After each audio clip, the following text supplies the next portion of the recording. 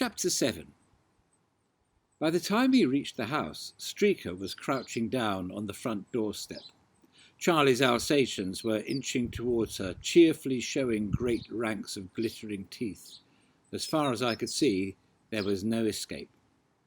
But at that moment, a ginger cat sauntered round the side of the house. Now, you know as well as I do that dogs chase cats, but this cat was different. It was a monster. It hardly even looked like a cat. It was more like a ginger panther. As soon as it saw the three Alsatians, all its fur stood on end so that it looked like an inflatable ginger panther. Its claws stuck out. It began to screech like some nightmare creature from a horror film and hurled itself at Charlie's dogs. In 2 seconds flat, the dogs had vanished, tails between their legs. Tina and I grinned at each other. Even Streaker looked pleased, until the nightmare turned on her. And before we could do a thing, the cat had flung itself at Streaker. For a brief moment, it looked as if she was going to get shredded by the Moggy from hell. But Streaker had quite a different idea up her sleeve. Not that dogs have got sleeves, but I'm sure you know what I mean. If Streaker had got a sleeve, then that's where she would have kept her idea. Streaker turned, and this was quite astonishing, really. She made a single flying leap from the front doorstep and straight through an open window. The cat plunged after her, and in no time at all a fight had broken out inside. I started praying silently, "Please don't let anything happen to Dad's phone." Tina peered desperately through the window while I banged on the front door. "What's happening?" I shouted, still thumping away with my fists and getting no answer. "I don't know. I saw something large fly through the air. It may have been the cat, but I think it was your Dad's mobile phone, being a bit too mobile." That was it. I had to do something. Pushing Tina away, I saw Streaker and the cat go skidding out of the room. I started clambering through the window. "I've got to get her." "Supposing somebody comes?" Tina asked anxiously. "They're all out. I've got to get Dad's phone back before it's completely smashed." Tina only hesitated a fraction longer. "I'm coming too," she said, and hopped in behind me.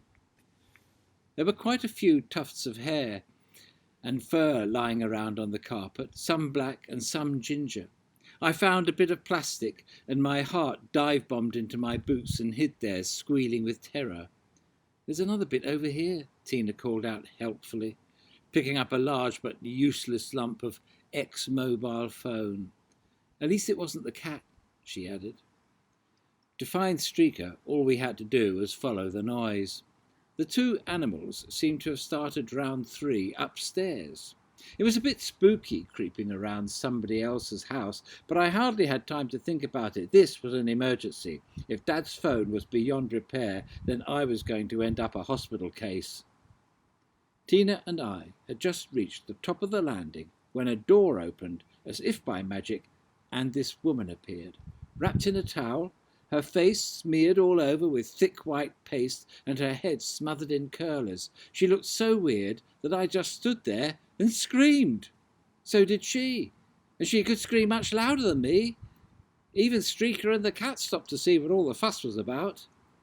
The woman grabbed the first thing that came to hand, which happened to be a rather large and menacing laundry basket, and came straight at us, yelling like a Red Indian on a scalping mission. I was terrified, and so was Tina. She yanked open the nearest door, dashed inside, pulled me into the room with her, and slammed it shut behind us. It took me 1 second to realise that Tina had made a big mistake. We weren't in a room at all. We were locked in a broom cupboard. It was dark, the handle was on the outside of the door, and there was no way out. I sank to the floor and buried my head in my hands. "Well done, Tina," I murmured. "Nice one." It seemed like ages before we were released. I heard voices outside and the door was opened. I stumbled out, eyes blinking against the bright daylight, and walked straight into the outstretched arms of a policeman. "Well, well, well," smirked Sergeant Smug. I used to think policemen only said well, well, well in bad films. Maybe this was a bad film. It certainly felt like it to me. We've caught 2 petty criminals red-handed, breaking and entering private property with intent to steal. That's a jail sentence of 5 years or so. Listen, I began. It's all a mistake. My dog Your dog? Sergeant Smug roared with laughter and turned to the lady. This is what he said last time. He always blames it on his dog. There wasn't any dog, said the woman. Just these 2, on my landing. But there was, Tina insisted, and she tried to explain. The sergeant wouldn't have any of it, and we were carted off to the police station, where they made a great show of taking our fingerprints and all our details before they would telephone home. Dad came to fetch us. He wasn't very pleased. In fact, he was managing a pretty good imitation of an erupting volcano on 2 legs. This was because Streaker had finally returned home, with half a mobile phone still strapped to her collar. The woman decided not to press charges against us after all, probably because she could see that having to go home with Dad was going to be a far worse sentence than going to jail. I would have been a lot safer in jail, I reckon.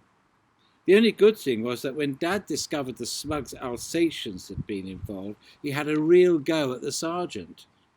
Dad didn't like the Smug's dogs any more than I did. So there you are. I'd now ended up at the police station twice in 1 week. I still had to walk Streaker, and I now owed Dad billions of pounds for his broken mobile. Isn't life wonderful? Chapter 8. Parents do go on sometimes, don't they? And on, and on, and on. I thought Dad would never let the subject drop. The first hour was the worst, of course. You know what it's like. We've all been there. I never can understand why people shout when they get angry. What's the point? Usually they're standing as close to your ear holes as they can possibly get. So why do they have to shout? Dad had a good rant and rave. So did Mum. This bawling out was delivered in full deluxe stereo. There was nothing I could say in my defence. Well, what could I have said? I just let Mum and Dad get on with it and patiently waited until they'd finished. Then they began shouting at me because they thought I wasn't listening. I ask you, even the Eskimos in Greenland were getting fed up with listening to them. Aren't you the least bit sorry? Dad repeated again and again, and his face kept switching from red to purple to white and back to red again. Of course I was sorry. I'd said I was sorry about 50 times already, but apparently that wasn't enough. I wanted to say, look, Dad, me saying sorry for the millionth time is not going to repair your mobile phone. But I had a strong feeling that it probably wasn't a good idea. Well, you're going to have to pay for a replacement, Dad growled vengefully. Where do parents get these crazy ideas from? There was no way I had the money to pay for a mobile phone. If I walked Streaker until Christmas, I still wouldn't have enough money. Still. Secondly, all my pocket money comes from Mum and Dad in the first place. If you look at it logically, that meant that they would be buying the phone with their own money anyway. Another strong feeling told me it would not be a good idea to point this one out to my parents. Luckily, Mum asked Dad if the phone had been insured, and it had. That meant that all Dad had to do was ring the insurance company and tell them that Streaker had run off with it, or that some monster moggy had eaten it, and they would pay for the replacement. Dad was quite pleased when he realised this. I'm sure he knew that there was no chance of me coming up with the money. On the other hand, he was still annoyed because he reckoned I was getting off lightly. How long were you trying out this totally stupid idea of yours? He asked. About half an hour. Half an hour? Another explosion from Dad. I was beginning to reckon that if there was some way of harnessing Dad to a power station, his explosions could be turned into enough electricity to light up half the country. Imagine it. People would be sitting at home when the lights began to dim, and somebody would say, "Hey, lights are fading. Somebody go and poke Trevor's dad. That'll get them going again." "Half an hour," repeated Dad. "Do you know how much it costs for half an hour on a mobile?" This is another continual source of astonishment to me. I'm 11. Does Dad really think I know how much his phone calls cost? To cut a long bawling out short, Dad decided I must have run a bill up of at least £5, which I would have to repay. Dad seemed fairly satisfied now that he had delivered his punishment, and I was now left in peace. At last. So that was another £5 gone. So far, I had lost at least £10 because of paying for the dog biscuits and the phone bill, and I hadn't actually earned anything yet. I decided to keep a low profile for a while. You know how it is when your parents get in one of their blame you for everything moods. Mum ran out of yogurt, that was my fault. Dad couldn't find his golfing cap, that was my fault too. The car wouldn't start, my fault again. They kept glaring at me and muttering, "What's the boy been up to now?" I wanted to jump up and confess, "Yes, it was me. I really don't know what made me do it. I must have been born to be bad. I filled Dad's golfing cap with yogurt and stuffed it in the car's petrol tank." Needless to say, I kept quiet. I didn't go and see Tina for a couple of days and walked Streaker by myself, which was a real chore. I was getting desperate. Over half the holiday had gone and I still hadn't played Streaker. Just to make matters worse, I discovered what Charlie Smug had tipped into the tin bath. Frog spawn. There were great dollops of translucent grey jelly slopping about on top of the scummy water. I stood and stared, imagining what it was going to be like, climbing into that disgusting clammy gunge. Charlie couldn't go around doing things like this. It was cheating. I'd have to tell Tina. I bumped into Charlie on the way there, or rather, he bumped into me. "What you lover boy? Off to see your girlfriend?" Charlie's got such a tremendous imagination, I don't think. I looked him straight in the eye. "You've been up at the field." "Yeah." "You put frog spawn in the bath." "I never. Must have been the frogs." "What frogs?" "The only frog I saw was pushing a shopping trolley across the field with a bucket of frog spawn in it." Charlie was really startled at first. "Where were you?" "I never saw you." Then he grinned. So what if I did?" he said cockily. "What are you going to do about it?" He stepped closer and towered over me. Have you ever noticed that when people are far away, you can feel really brave about facing up to them? I reckon it's because when they're far away, they look a lot smaller, so you're not scared. Unfortunately, the closer they get, the bigger they get, and just at this precise moment, Charlie Smug was looking very big indeed. "It's cheating," I insisted, and all at once I saw a way out of the bet. "You've cheated, and that means the bet is off. We're not going to bath in that old tin tub." Charlie folded his huge arms across his chest. "I don't care," he sneered, "because if you don't get in it yourselves, I'll just pick you up and put you in it myself. Got it?" He reached out, seized me by both arms, and lifted me 6 inches clear of the pavement. I could feel his fingers like iron bands squeezing round my puny arms. My heart was thundering away, and I really thought I was going to become strawberry jam. Charlie shoved his fat, pimply face right up close to mine. "See what I mean?" he grinned, and plonked me back down. He pushed past and went up the road, laughing. I was not in a very good mood when I reached Tina's, and by the time I had finished telling her about Charlie, she wasn't very happy either. "Frog spawn?" "Yeah, frog spawn. There wasn't any frog spawn in it before. It's bubbling over with the stuff now." Tina was seething. "He can't do that," she cried. "It's against the Geneva Convention. We'll take him to the European Court of Human Rights." I nodded glumly.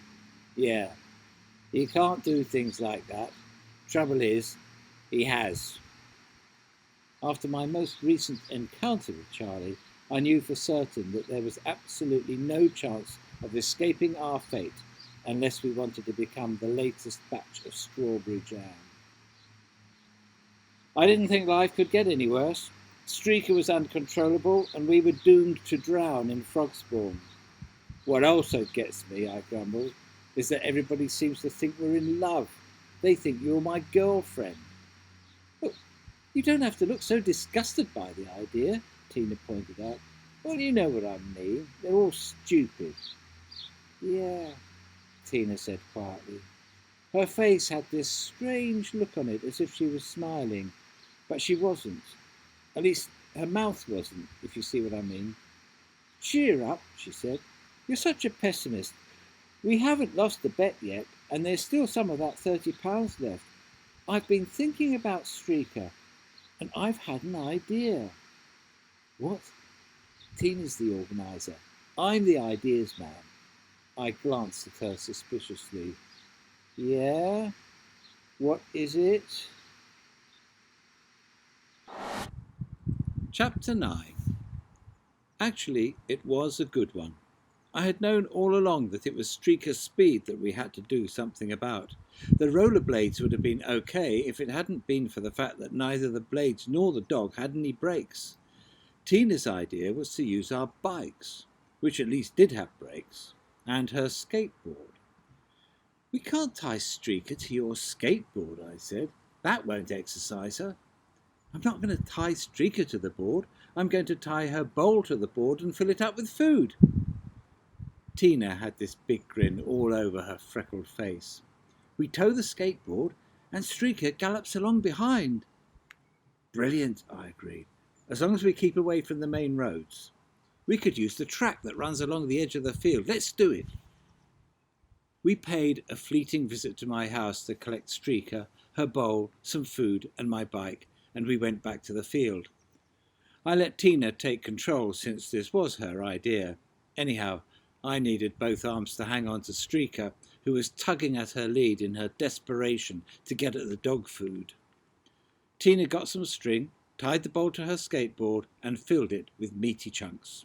She fixed some rope between her bike and the skateboard. "Wait until I'm a little way ahead and then let her go," she ordered. Tina climbed onto her bike and set off. I waited a few seconds and then unclipped the dog lead. Streaker was off like a starving Exocet missile. I leapt on my bike and set off after them. It was working brilliantly. Tina raced ahead with the skateboard skimming along behind her, and Streaker just about keeping pace, but not quite able to reach her bowl. She had half a mile of tongue hanging out. I went whizzing after them, and round the track we hurtled. "It's great," I yelled. "Keep going."